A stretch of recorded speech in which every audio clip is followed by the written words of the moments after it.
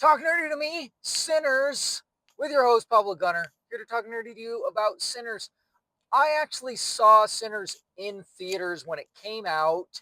It is now on HBO Max, but I saw it in theaters and I enjoyed it quite a bit. I liked it a lot. I just heard on Threads that it was a phenomenal movie and vampire movie, especially. And I was like, okay. So I'm not like huge into horror, especially like, I don't know, it's been a while since I've really been into horror, the horror genre. I do like a good vampire movie though, and I was like, okay, I'm gonna listen to the people on Threads and I'm gonna go check it out. So I checked it out. I will say it was a little overhyped from the people that were on Threads, but I think that's because of the people that it was coming from. It's like it's gonna be hyped up, but it's a really solid movie. It's really well done, all things considered. Like, it's Ryan Coogler. He does a phenomenal job. I actually wanted more. I want an extended version or director's cut because I feel like there's more to the story, more to the movie, because there's parts in there where I'm like, well, that could have been expanded on.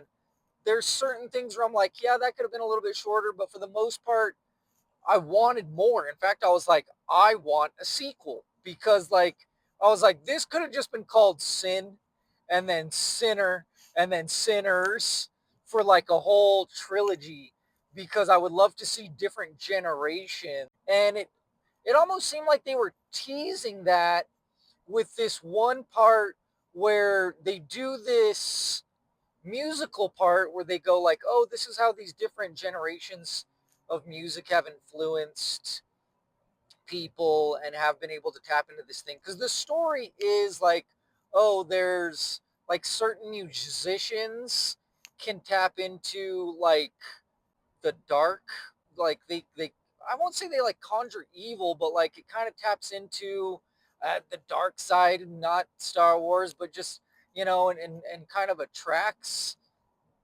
vampires, right? And so I was like, okay, so I just like, especially with the backstory, because like the villain is Irish, which, I'm also a little bit Irish. So I was like, hey, I don't like, why are the Irish bad here?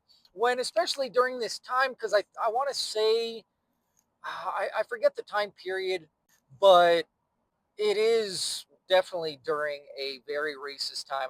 I want to say it was like after World War II, but I'm not exactly sure. What's up with that?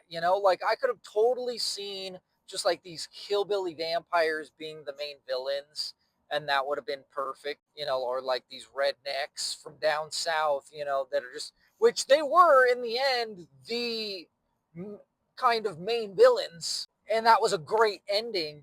But I just felt like, and then they kind of got swept up in it too. But it was just kind of like, it was really well done. Yeah, there's some things I feel like they could have been done better. There could have been some tweaks to make it better, to make it more realistic, so to speak. Because like you had like five people taking on like this giant horde of vampires, and you're like, this is just not believable.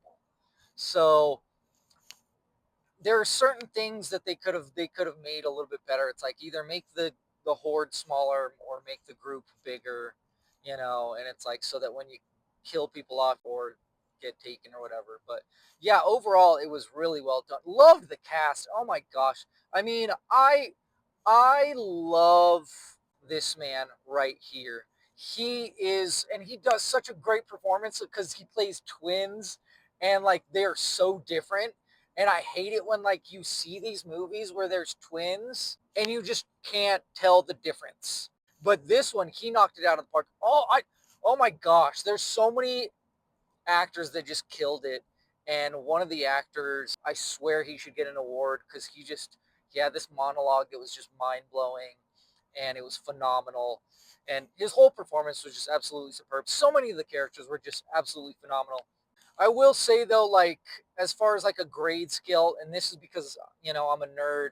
Like as far as movies go, I would say like, and these are all different, completely different genres, but nonetheless, I would say like Thunderbolts is an A for me, whereas this is like a B plus, and then Captain America: Brave New World is a C plus. Just so you know, where like it stands. Like for me, for other people, it may be a higher grade. It may be more. There may be more significance. I mean, when I saw the movie in theaters, I was like, I don't know if it was enough for me to like, I have to go out, I have to like set up someone to watch it with my kids. It's expensive because I go to Flick's Brew House and they have food. It's like, was that all worth it for this movie? It's definitely a must see and definitely a must stream, but it's not.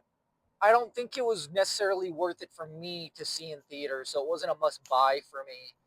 But still, for streaming and everything, like I want to rewatch it honestly. I mean, would I want to buy it though? Not really, but it's definitely worth having HBO Max for like the service and everything like that.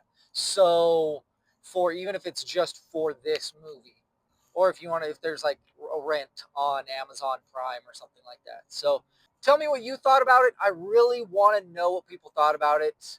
Give us a like, a comment, and a subscribe. Talk nerdy to me.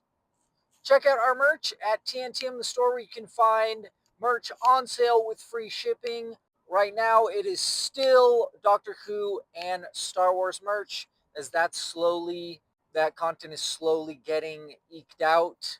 5% of any profit that we make off our merch goes to a charity of the month, which right now is the National Pediatric Cancer Foundation, as the government cut pediatric cancer research. So I guess we'll try to do our part.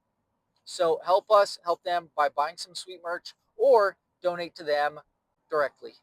Thank you. Thank you for watching, my fellow nerds. Talk nerdy to me.